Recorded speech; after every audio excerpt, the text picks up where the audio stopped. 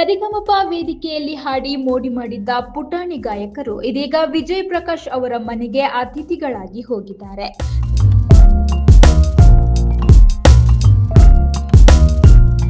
G ಕನ್ನಡದಲ್ಲಿ ಪ್ರಸಾರವಾಗ್ತಾ ಇರುವ ಜನಪ್ರಿಯ ರಿಯಾಲಿಟಿ ಶೋ ಸರಿಗಮಪ ಲಿಟಲ್ ಚಾಂಪ್ಸ್ ಮುಕ್ತಾಯ ಹಂತಕ್ಕೆ ತಲುಪಿದ್ದು, ಕಾರ್ಯಕ್ರಮದ ಚೋಟ ಗಾಯಕರಾದ ಜಿಷ್ಣು ಮತ್ತು ಜೋಹನ್ ತಮ್ಮ ಮಧುರ ಗಾಯನ ಹಾಗೂ ಮುಗ್ಧ ಚೇಷ್ಟೆಗಳಿಂದಲೇ ಪ್ರೇಕ್ಷಕರ ಮನ ಗೆದ್ದಿದ್ದಾರೆ.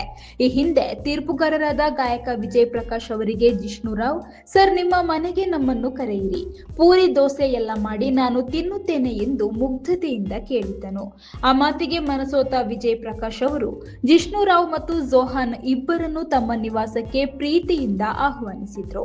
ಅದರಂತೆ ಪುಟಾಣಿ ಗಾಯಕರು ವಿಪಿ ಸರ್ ಅವರ ಮನೆಗೆ ಭೇಟಿ ನೀಡಿ ಅತಿಥಿಯಾಗಿದ್ದಾರೆ. ಈ ವಿಶೇಷ ಭೇಟಿಯ ವಿಡಿಯೋವನ್ನು ಜಿ ಕನ್ನಡ ವಾಹಿನಿಯು ಸಾಮಾಜಿಕ ಜಾಲತಾಣವಾದ ಇನ್ಸ್ಟಾಗ್ರಾಂನಲ್ಲಿ ಹಂಚಿಕೊಂಡಿದ್ದು ಸಖತ್ ವೈರಲ್ ಆಗಿದೆ. ವಿಜಯ್ ಪ್ರಕಾಶ್ ಮತ್ತು ಅವರ ಕುಟುಂಬದವರು ಜಿಷ್ಣು ಹಾಗೂ ಜೋಹಾನ್ಗೆ ಪ್ರೀತಿಯಿಂದ ವಿಧ ವಿಧದ ಖಾದ್ಯಗಳನ್ನು ಬಡಿಸಿ ಸತ್ಕರಿಸಿದ್ದಾರೆ.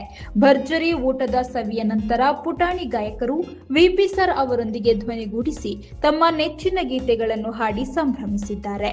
ವೇದಿಕೆ ಮೇಲಷ್ಟೇ ಅಲ್ಲದೆ ವೈಯಕ್ತಿಕವಾಗಿಯೂ ಮಕ್ಕಳ ಪ್ರತಿಭೆಯನ್ನು ಪ್ರೋತ್ಸಾಹಿಸಿ ತಮ್ಮ ಸ್ವಂತ ಕುಟುಂಬದವರಂತೆ ಪ್ರೀತಿಸುವ ವಿಜಯ್ ಪ್ರಕಾಶ್ ಅವರ ಸರಳತೆಗೆ ಮತ್ತು ಈ ಕುಚಿಕು ಜೋಡಿಯ ಮುಗ್ಧತೆಗೆ ಅಭಿಮಾನಿಗಳು ಸಾಮಾಜಿಕ ಜಾಲತಾಣಗಳಲ್ಲಿ ಮೆಚ್ಚುಗೆಯ ಮಹಾಪೂರವನ್ನೇ ಹರಿಸಿದ್ದಾರೆ.